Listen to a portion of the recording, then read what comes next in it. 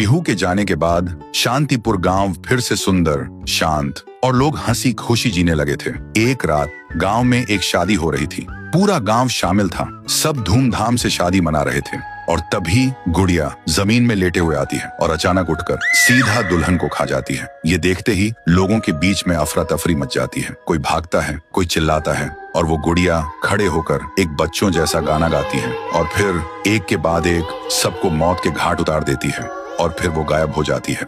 गांव फिर से कांप उठता है। सुबह सब लोग इकट्ठा होते हैं और कहते हैं वो भूखी लड़की वापस आ गई है। इस बार एक गुड़िया बनके लोग घुटनों के बल गिर जाते हैं और रो रो कर कहते हैं, हे भगवान हमें बचाओ। तभी गांव का मुखिया आता है और गुस्से में कहता है, चाहे वो कोई भी हो, है तो एक गुड़िया ही ना, आज रात मैं उसे खुद गाँव से निकालूंगा। फिर रात के ठीक 2:30 बजे मुखिया अपने 2 चेलों के साथ गाँव के बीच खड़ा होता है और फिर वही धुआं छा जाता है और वही आवाज,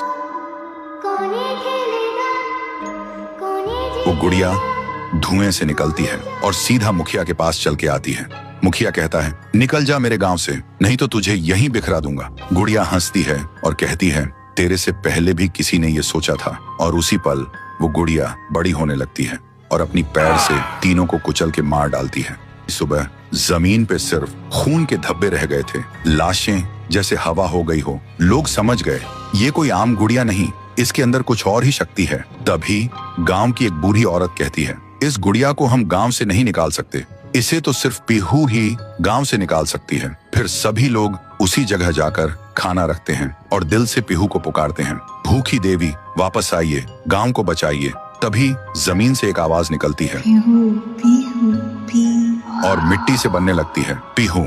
लोग चिल्लाकर कहते हैं, देवी हमें बचा लो। फिर रात होती है। वो गुड़िया गाना गाते हुए आती है, लेकिन अचानक पीहू उसके सामने आ जाती है। गुड़िया रुक जाती है। पीहू उसे पकड़ने जा रही होती है, लेकिन गुड़िया हवा में उड़ जाती है। पीहू भी उसके पीछे उड़ जाती है और अपनी आंखों से आग छोड़ के गुड़िया को जलाने की कोशिश करती है, लेकिन गुड़िया एक धुएं में छुप जाती है और फिर अचानक पीहू के पीछे आके उसे एक जोर का वार करती है। पीहू आसमान से जमीन पे आ गिर जाती है और फिर वो गुड़िया पीहू की शक्ति छीनने लगती है। पीहू की ताकत धीरे धीरे गुड़िया के पास जा रही होती है। कुछ देर बाद पीहू जमीन पे गिर जाती है। जब वो उठती है तो देखती है उसका शरीर धुंधला हो गया है और जब वो अपने आप को छू रही थी तो हाथ उसके शरीर के आर पार जा रहा था। वो वहीं गिर के रोने लगती है और जोर से चिल्लाती है, भैया, भैया, भैया। और उसकी आवाज सीधा उसके भाई के कानों तक पहुंचती है। तो दोस्तों, अगर आप देखना चाहते हो पीहू वर्सेस गुड़िया वर्सेस तुंग तुंग तुंग सहर, तो इस वीडियो को 1.5 लाख लाइक्स तक पहुंचाओ।